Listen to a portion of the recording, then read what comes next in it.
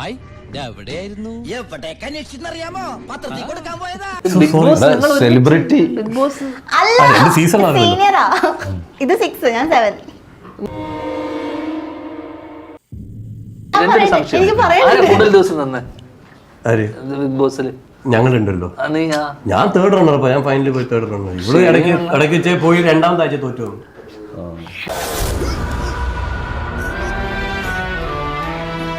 പക്ഷെ എന്റെ re entry എന്നെ പോലെ നെഗറ്റീവ് വന്നിട്ട് അത് അവിടെ നിന്ന് ക്ലിയർ ചെയ്തോ ഏത് കണ്ടസ്റ്റന്റ് ഉണ്ട് ബിഗ് ബോസിൽ?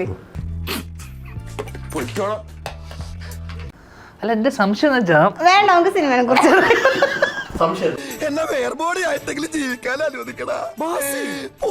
നീ എന്താ ചെയ്തവിടെ എന്നുള്ളത് നമുക്കല്ല, അതിന് ചരിത്രമാണ്.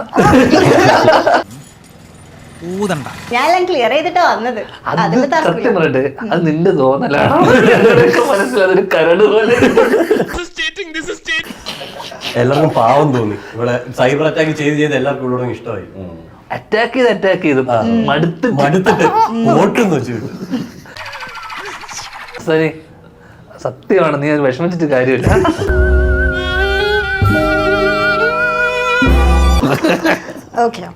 പിന്നെ മുഖം മാറി. നീ ക്ലിയർ ചെയ്തല്ലേ, പിന്നെ നിനക്ക് വിഷമം വന്നേ?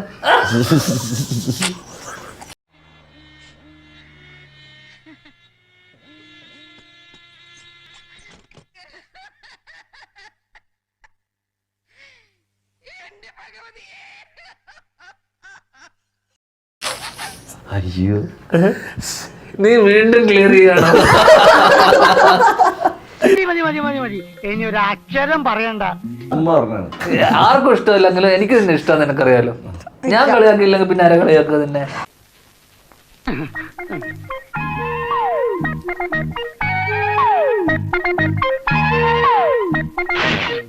പിന്നെ കയ്യിൽ പോട്ട് ചീത്തമായിട്ട് എന്റെ പേര് നമ്മളെന്ത്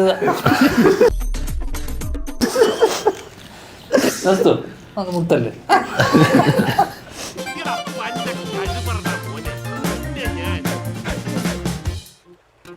ഞാൻ ചേട്ടൻ CM ആവാൻ എന്തെങ്കിലും പ്ലാൻ ഉണ്ടോ?